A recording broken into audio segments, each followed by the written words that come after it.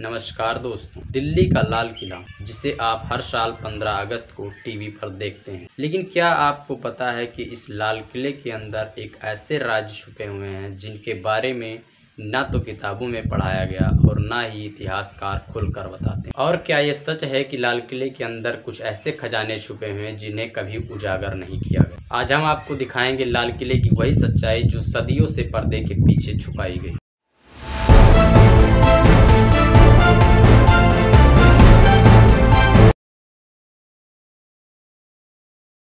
शाहजहां अपने पूरे परिवार के साथ आगरा में स्थित आगरे किले में विश्राम कर रहा था, जो अकबर ने बनवाया था। क्योंकि जब शाहजहां ने 1628 में गद्दी पर बैठा, तब वो आगरा किले में ही रहता था और वहीं से अपना पूरा साम्राज्य पर शासन करता था। 3 साल बाद यानी 1631 में 17 जून को शाहजहां की सबसे प्रिय बेगम मुमताज महल अपनी 14वीं संतान को जन्म देते वक्त इस दुनिया से अलविदा कह गई। शाहजहां का दिल टूट चुका था और तभी उसने लिया एक ऐतिहासिक फैसला कि एक ऐसा मकबरा बनाऊंगा जो पूरी दुनिया में बेमिसाल होगा।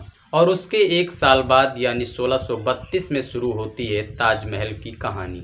शाहजहां आगरा के भीड़ भाड़ से परेशान हो चुका था, क्योंकि शाहजहां चाहता था कि एक ऐसी राजधानी बनाई जाए जहां से विस्तार की सीमा ही ना हो, कुछ भी विस्तार किया जा सके। शाहजहां आगरा के भीड़ भाड़ वाले इलाकों से परेशान हो चुका था, क्योंकि अभी भी आगरा पूरे मुगल साम्राज्य की राजधानी बनी हुई थी और अब आगरा से पूरे मुगल साम्राज्य पे शासन करना बड़ा मुश्किल होता था, क्योंकि भीड़ भाड़ होने की वजह से आगरा राजनीतिक दृष्टिकोण से बहुत कमजोर होता जा रहा था।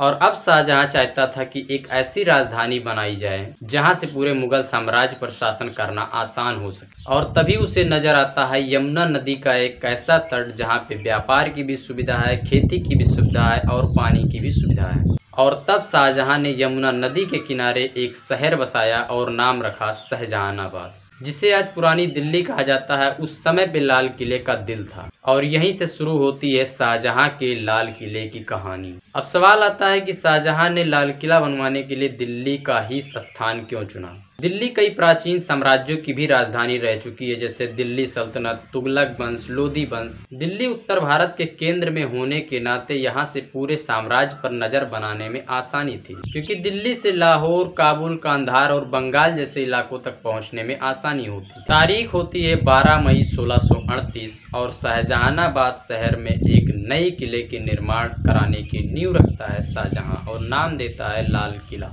और इस लाल किले को पूरा बनाने के लिए जिम्मेदारी देता है उस्ताद अहमद लाहौरी को। ये वही लाहौरी हैं जिन्होंने ताजमहल को डिजाइन किया था। उस्ताद अहमद लाहौरी उस समय में मुगल साम्राज्य के सबसे महान वास्तुकारों में से एक थे, इसलिए उन्होंने लाल किले की जिम्मेदारी सौंपी थी। अब सवाल आता है कि उस्ताद अहमद लाहौरी ने लाल किले को किस प्रकार से डिजाइन किया था जो इतना शान, इतना मान बनाता था मुगल साम्राज्य की। तो देखो, लाल किले को अष्टकोणीय आकार में डिजाइन किया गया था। इसको पूरे 254 एकड़ में बनाया गया था और इस 254 एकड़ में एक से एक बढ़ के शान स्थापित किए गए थे। लाल किले के 2 मुख्य गेट बनाए गए थे, एक लाहौरी गेट, दूसरा दिल्ली गेट। लाहौरी गेट लाल किले का मुख्य प्रवेश द्वार था। सामान्य जनता, व्यापारी, दूतावास के लोग और आने जाने वाले लोग इसी गेट से लाल किले में प्रवेश करते थे। लाहौरी गेट शहर की ओर खुलता था, इसलिए आम जनता को आने में आसानी होती थी। और यही गेट आज के टाइम पर फेमस है, क्योंकि इसी गेट से प्रधानमंत्री हर साल